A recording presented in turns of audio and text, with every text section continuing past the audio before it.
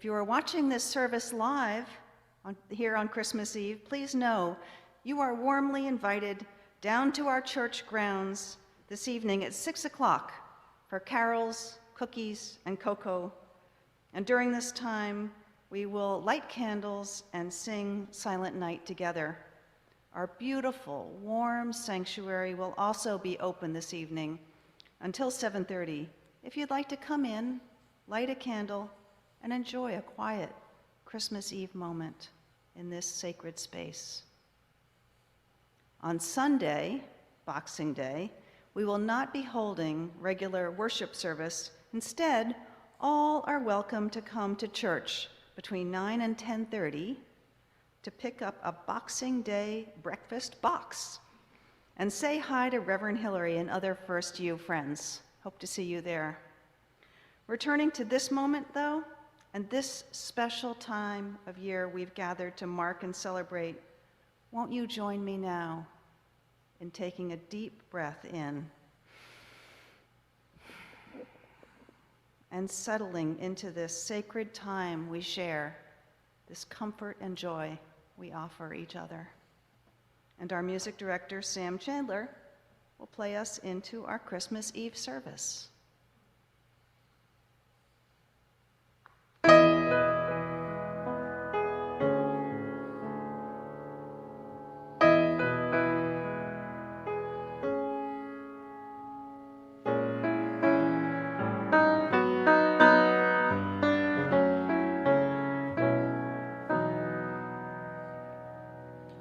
Christmas time is here, happiness and cheer, fun for all the children call their favorite time of year.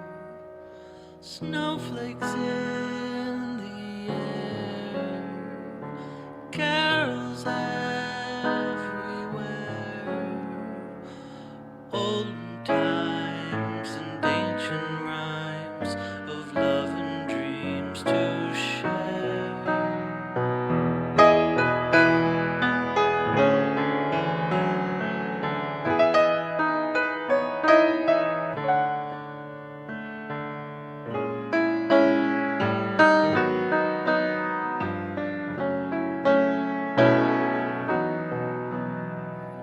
Sleigh bells in the air, beauty everywhere, Yuletide by the fireside, and joyful memories there. Christmas time is here, families drawing near. Oh, that we could always see such spirit through the year.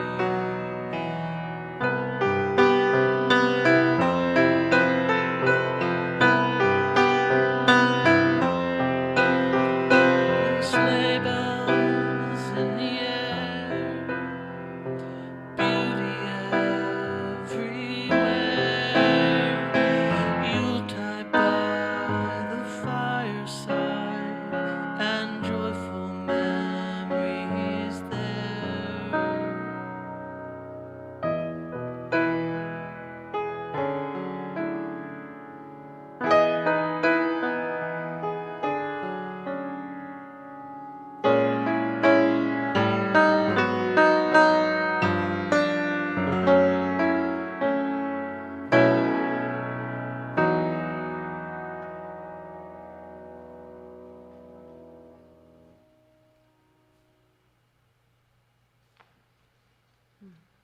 Thank you, Sam.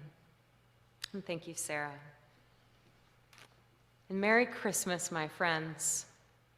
Welcome to our Christmas Eve service. How are you?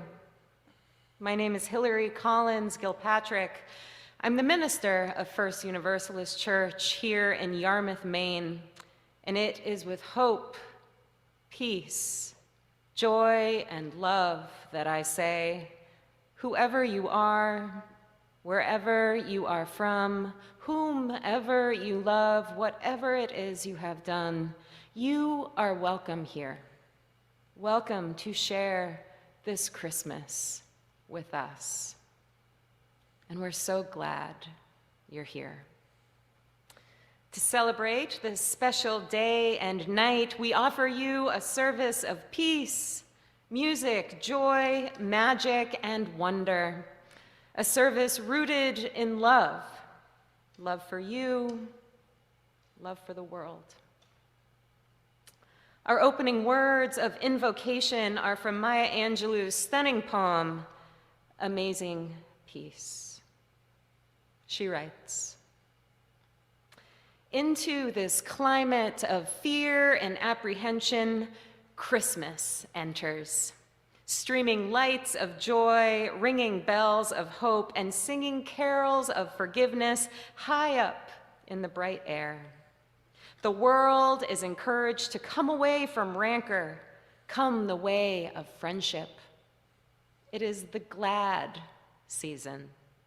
Hope spreads round the earth, brightening all things. In our joy, we think we hear a whisper. At first, it is too soft, then only half heard. We listen carefully as it gathers strength. We hear a sweetness. The word is peace, and it is loud now. It is louder, louder than the explosion of bombs. We tremble at the sound. We are thrilled by its presence. It is what we have hungered for, not just the absence of war, but true peace. A harmony of spirit, a comfort of courtesies, security for our beloveds and their beloveds. We clap hands and welcome the peace of Christmas. We beckon this good season to wait with us. Come and fill us and our world with your majesty, so we may learn by your shimmering light how to look beyond complexion and see community. For it is Christmas time, a halting of hate time. We, angels and mortals, believers and non-believers, look heavenward and speak the word aloud. Peace. We look at our world and speak the word aloud. Peace. We look at each other, then into ourselves, and we say without shyness or apology or hesitation, peace, my brother. Peace, my sister. Peace, my soul. Merry Christmas, dear friends. Peace and goodwill to all of you. It is good to be together. As Sarah lights our chalice, won't you join me in the words of our congregational chalice lighting blessing? We light our chalice in peace and friendship. Sam will now lead us in our opening carol, The First Noel.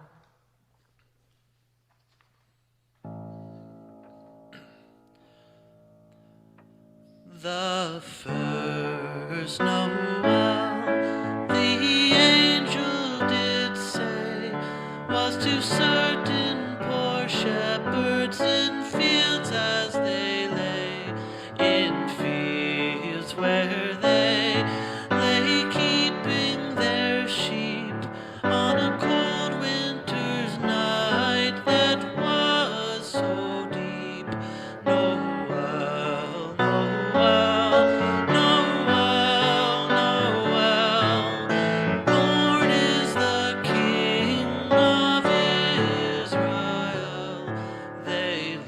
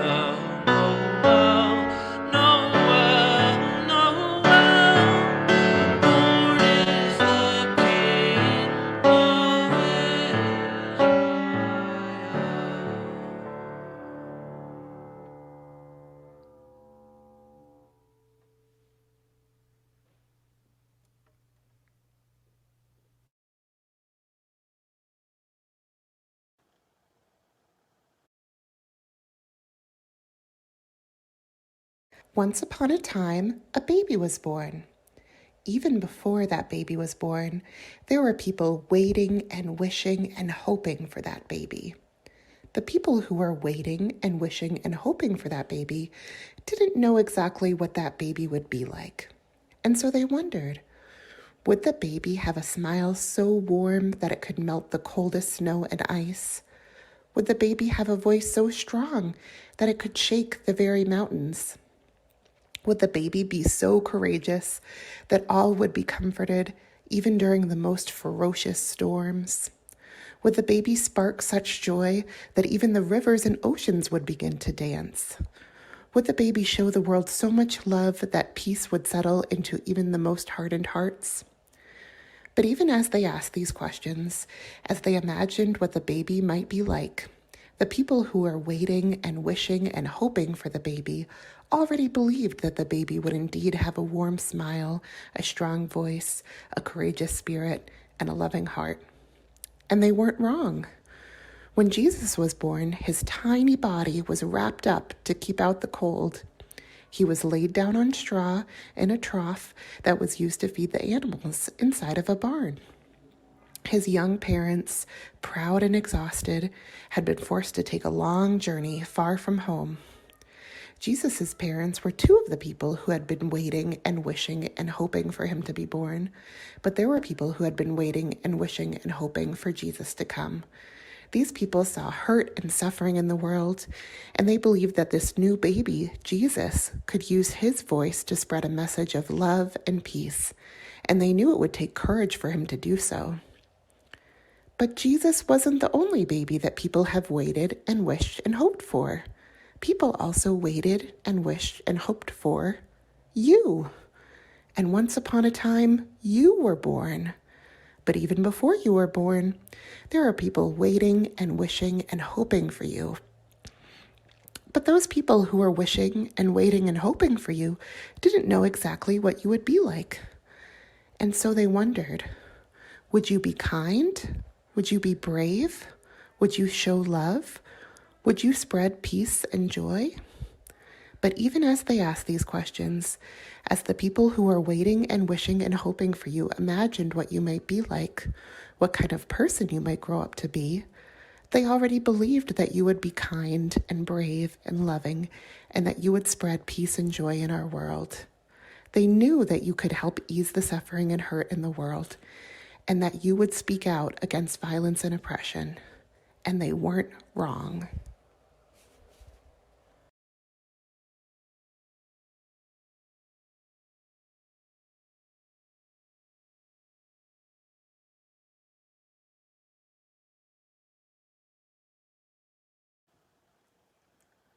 Going for walks in the winter woods sparks my joy.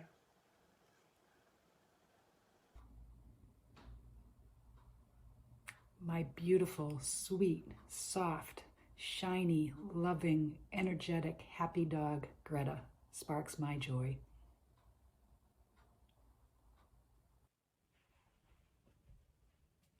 Old family photographs spark my joy. Benji sparks joy in all of us.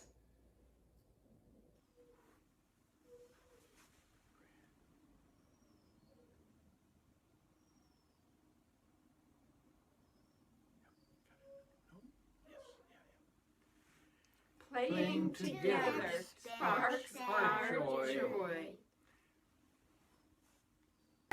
Having friends for dinner sparks my joy. And being with friends for dinner sparks my joy.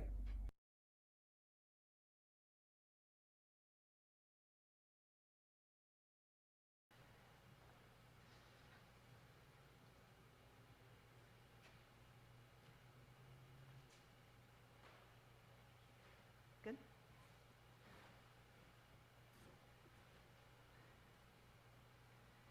This is the reading from Luke. In those days, a decree went out from Emperor Augustus that all the world should be registered. All went to their own towns to be registered. Joseph also went to the town of Nazareth in Galilee, to Judea, to the city of David called Bethlehem. he went to be registered with Mary, to whom he was engaged and who was expecting a child. While they were there, the time came for her to deliver her child, and she gave birth to her firstborn son and wrapped him in bands of cloth and laid him in a manger because there was no place for them in the inn. In that region, there were shepherds living in the fields, keeping watch over their flock by night. Then an angel of the Lord stood before them, and the glory of the Lord shone around them, and they were terrified. But the angel said to them, "Do not be afraid, for see, I am bringing you good news of great joy for all the people. To you is born this day in the city of David a Savior, who is the Messiah, the Lord. This will be a sign for you. You will find a child wrapped in bands of cloth and lying in a manger." And suddenly there was with an angel the multitude of the heavenly host, praising God and saying, "Glory to God in the highest heaven, and on earth peace among all, and goodwill." When the angels had left them and gone into heaven, the shepherds said to one another, "Let us go now to Bethlehem and see this thing that has taken place, which the Lord has made known to us." So they went with haste, and they found Mary and Joseph and the child lying in the manger. When they saw this, they made known what had been told to them about this child, and all who heard it were amazed at what the shepherds had told them. But Mary treasured all these words and pondered them in her heart. The shepherds returned, glorifying and praising God for all they had heard and seen, as it had been told them.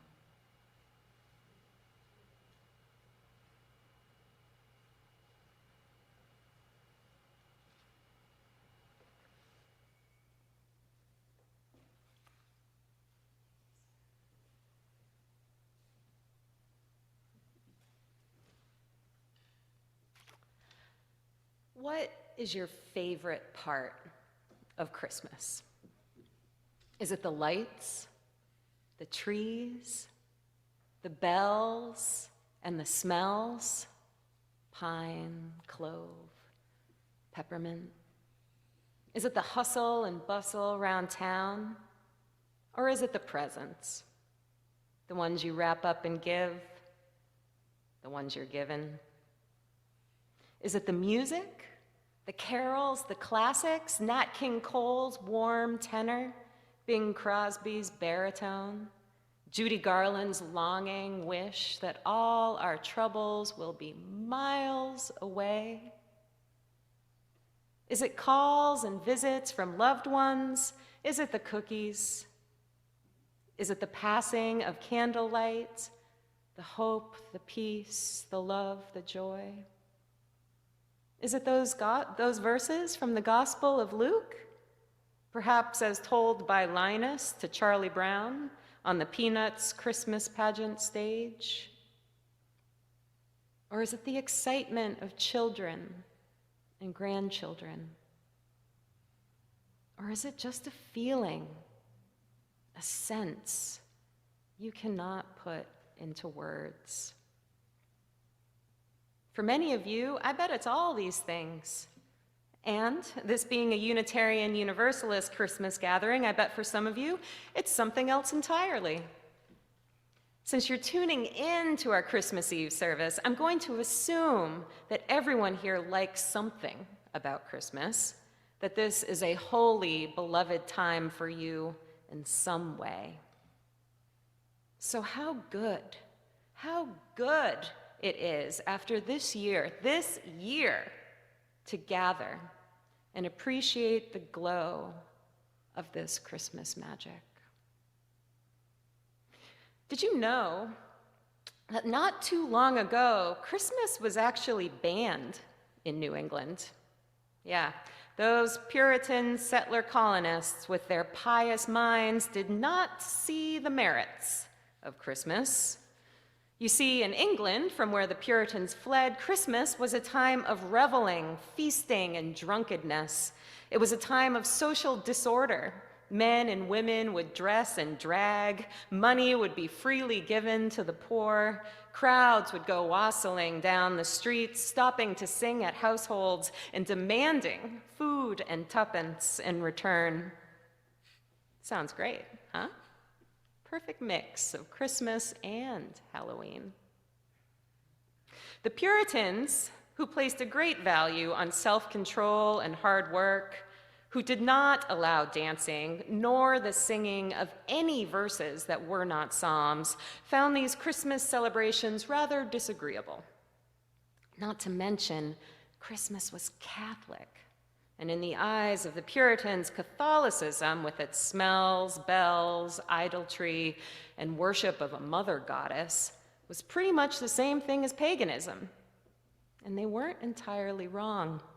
For centuries, on December 25th, the Romans celebrated Dies Natalis Solis Invicti, or the day of the birth of the invincible sun, a pagan holiday of feasting and worshiping the sun god. The early church fathers saw an opportunity here and turned December 25th, the birth of the invincible S-U-N sun, into Christmas, the birth of the invincible S-O-N sun. The Puritans, who avoided all practices that the Bible did not expressly endorse, found no reason to celebrate the birth of Jesus on December 25th, for nowhere in the Bible is that date written.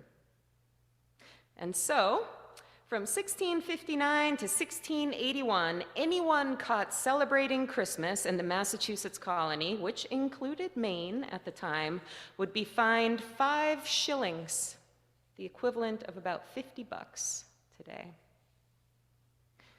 This ban ended when people began to think that marking the day of Jesus' birth could be an act of Christian piety. But for quite some time, folks resisted celebrating Christmas in any sort of revelatory way. As I said, marking the day was an act of piety, not an excuse to throw a birthday party.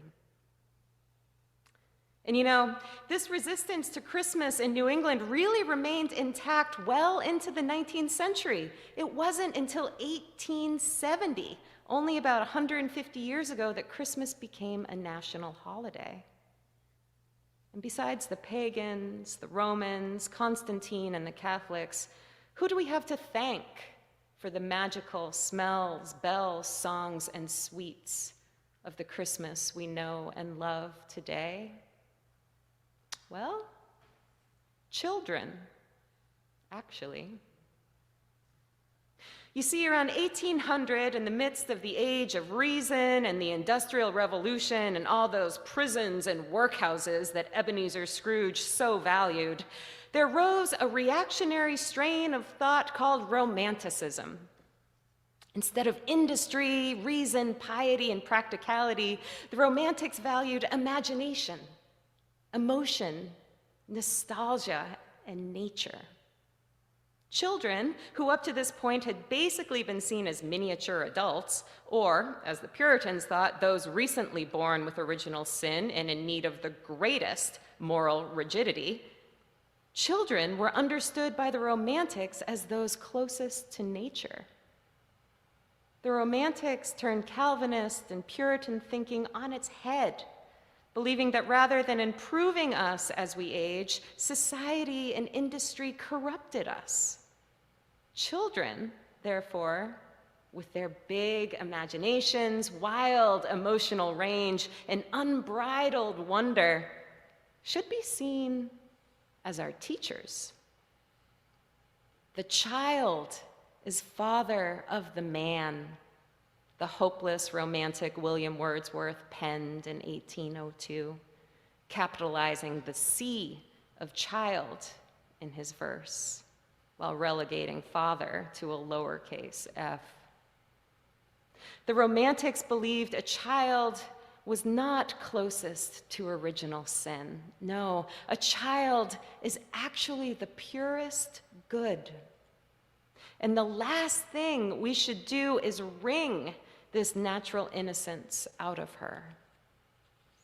By ensuring that children had a childhood, we, industrious and reasonable adults, in turn ensured that we would have opportunities to get in touch with our own inner child, our own imagination, emotion, wonder, and awe for the beauty of the world, our purest good.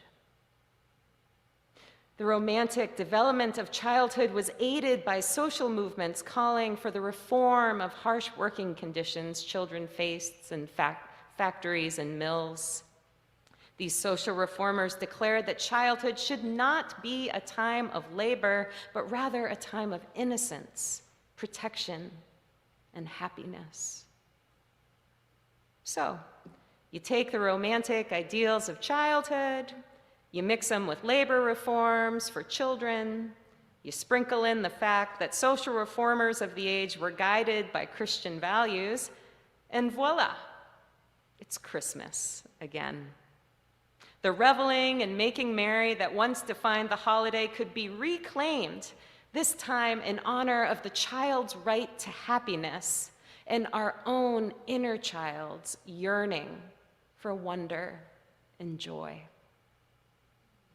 When, in 1822, New Yorker Clement Moore published his poem, A Visit from St. Nicholas, also known as 'Twas the Night Before Christmas, Santa Claus, a figure known throughout Europe, made his full-fledged debut onto the American Christmas scene. As the tale goes, that jolly old elf goes flying through the sky on Christmas Eve. He's going there right now. He's right above us, I bet, with a sleigh full of presents for children everywhere. Well, well-behaved children everywhere. We never really dropped our reasonable, pious need to correct the child's nature. And once Santa had taken flight, there's really no turning back. Christmas was here, and it was happening, thanks in main part to the wonder, imagination, and innate joy of kids. And really, it makes sense, you know, because December 25th has always been about children. As the solstice myth goes, the sun is reborn from Mother Night each December as a bright young child. And of course, as writ in the Gospels of Luke and Matthew, Christmas celebrates the birth of another bright and important child, Jesus. Friends, there were many messages I wanted to share with you this Christmas after this year. I settled on this one about the work of childhood to undo the ban on Christmas, because I think this Christmas calls us to lift the ban on joy and wonder this heavy year has set upon many of us, and set free that belief in love, peace, and magic that exists deep down in all of us. Yes, this Christmas is different. Yes, joy still abounds. And you know, liberating our imaginations and honing our skill for magical thinking not only will cause our hearts to grow 3 times larger this day, it will aid us in the year to come, years to come. Our wondrous imaginings will help us see beyond the ponderous chains of injustice, pollution, division, and isolation that fetter our society, and instead help us figure out a way to get free. Friends, if there are children or grandchildren in your life, take this Christmas as an opportunity to learn from them. Let these wild, gleeful little sprites be your guiding star.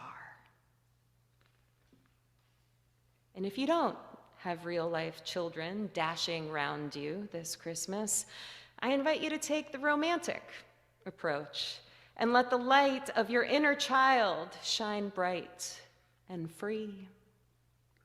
When I asked you what your favorite part of Christmas was at the start of this message, and you perhaps fell into a reverie of senses and feelings, there that child was, wide-eyed, open-hearted, wondering, yearning, laughing. Do call out to that child again tonight. This Christmas, my friends, let's remember how to believe in magic. Just let the smells, the bells, the songs, the stars, the capital C children be your guide. I close with these wise words from our pioneering Unitarian religious educator, Sophia Lyon-Fahs. For so the children come, and so they have been coming. No angels herald their beginnings, no prophets predict their future courses. No wise ones see a star to show where to find the babe that will save humankind. Yet each night a child is born is a holy night, a time for singing, a time for wondering, a time for worshiping. Let it be so. And merry, magical Christmas to you, dear friends.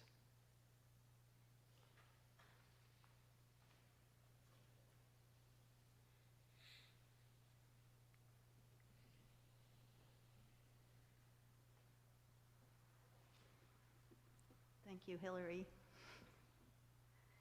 In honor of our second principle, justice, equity, and compassion in human relations, we share our half plate this Christmas with the Upstander Project. The Upstander Project defines an upstander as someone who aims to prevent harm and injustice and transform situations where individuals or groups are mistreated. The Upstander Project encourages upstander behavior through compelling documentary and learning resources that reveal hidden history. Their films include Emmy Award-winning Dawnland, First Light, Dear Georgina, and Bounty. This Christmas, we stand up, speak out, and support the good works of the Upstander Project. You are invited to make your offering using the Donate button in the order of worship. By clicking this link, you will be taken to Give Butter, a virtual giving site that accepts Venmo, card numbers, PayPal accounts. You may also give your offering by dropping a check in the mail or using your bank's free online bill pay feature. Our Christmas offering has now been requested and will be gratefully received. Thank you so much.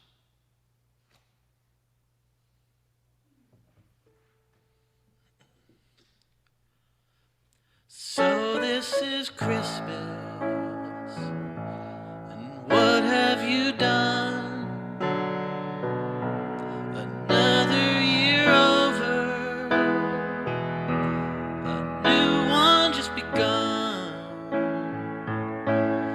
So this is Christmas, I hope you have fun. The near and the dear ones, the old and the young. Merry, Merry Christmas.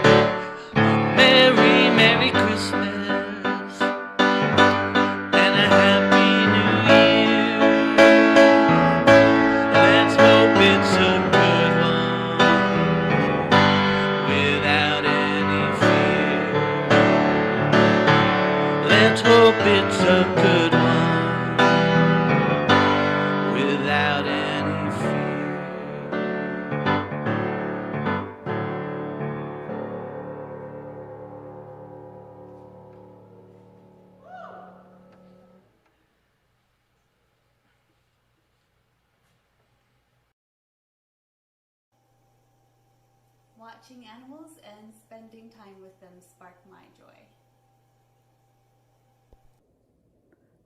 Sunlight in any form gives me joy. Bright lights and silly hats spark my joy. Grandchildren and friends give me joy.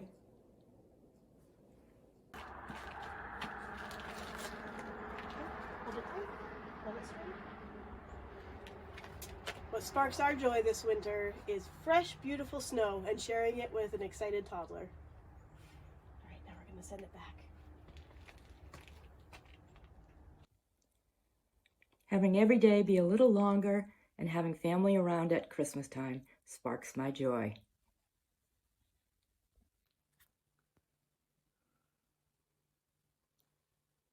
The smell of horses sparks my joy. Doing cartwheels in the grass sparks my joy. Being with people, all different kinds of people, every single day sparks my joy.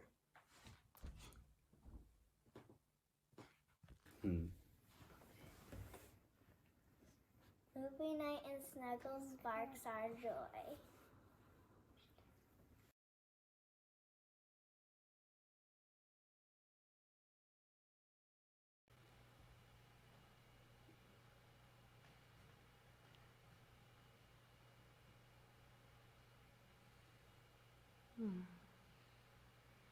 It is so good to hear your joys this Christmas. Just as Christmas time rings its bells, shines its lights, and shouts joy to the world, Christmas also comes with a quiet whisper that beckons us to be still, feel, and be. And friends, we now come to the time in our service wherein we will honor this gentle whisper and hold a moment of silence together. I invite you during this time to set down whatever might be in your hands. Be still and ground yourself. During this time, you might wish to offer a prayer or a blessing of peace and love to someone who needs it this night, or perhaps even to the whole world at large. You may also feel the need to just clear your mind during this quiet and be awake to the moment of amazing peace at hand right now. So with that, won't you join me now in taking a deep, fresh breath in and out, and settle in to this sacred time of stillness.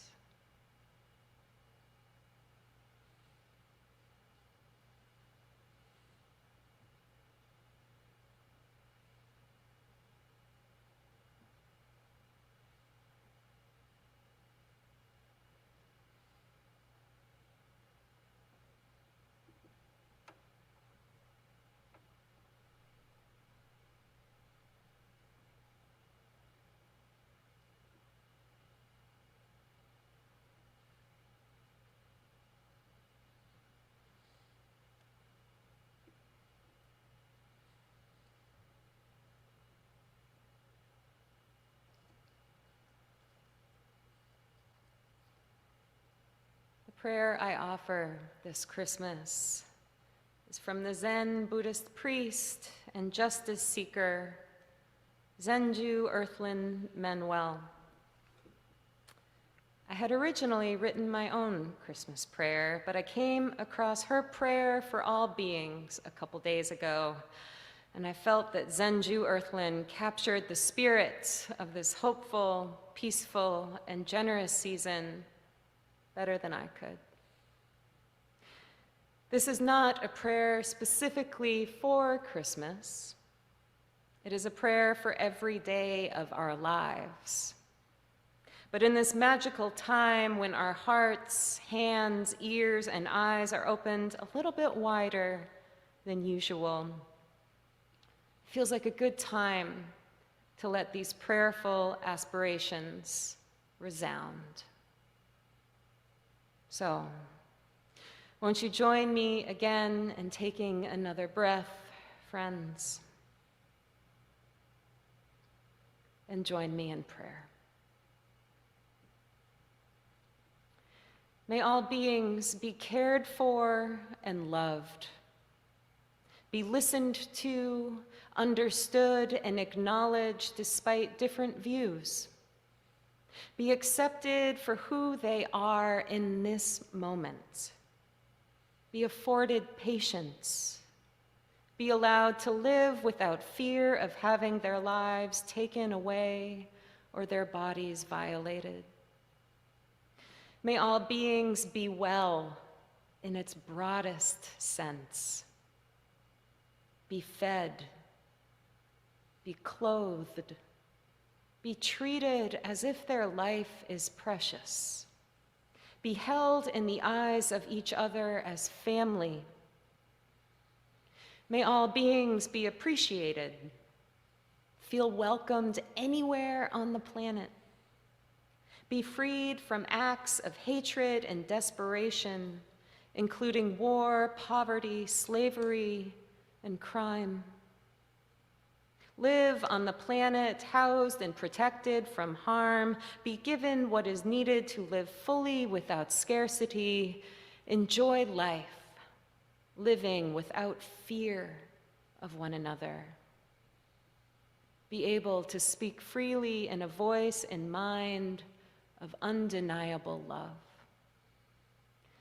May all beings receive and share the gifts of life, be given time to rest, be still, and experience silence.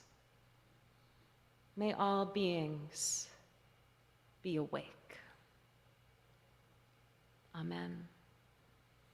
Amen, and let it be so this Christmas and every single day of our precious lives.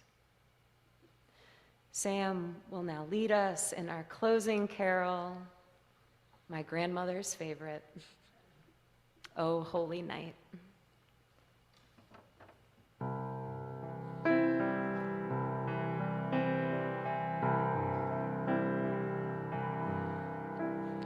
Oh, holy night, the stars are brightly shining. It is the night of the dear Savior's birth.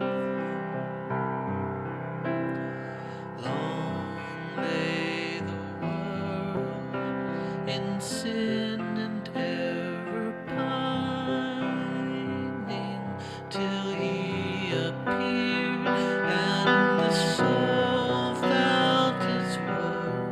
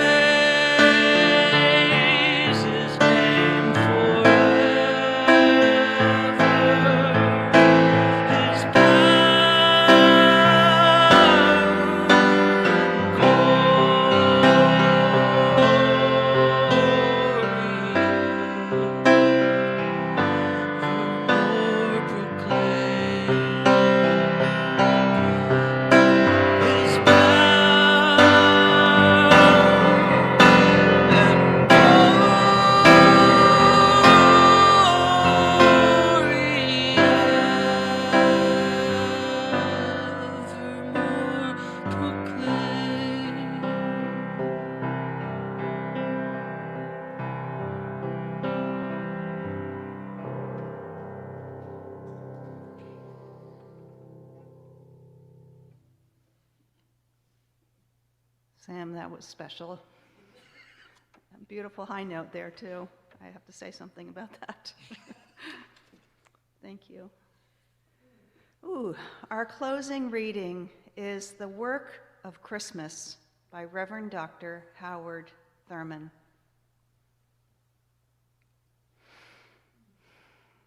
When the song of the angels is stilled, when the star in the sky is gone, when the kings and princes are home, when the shepherds are back with their flock, the work of Christmas begins. To find the lost, to heal the broken, to feed the hungry, to release the prisoner, to rebuild the nations, to bring peace among others, to make music in the heart. May it be so.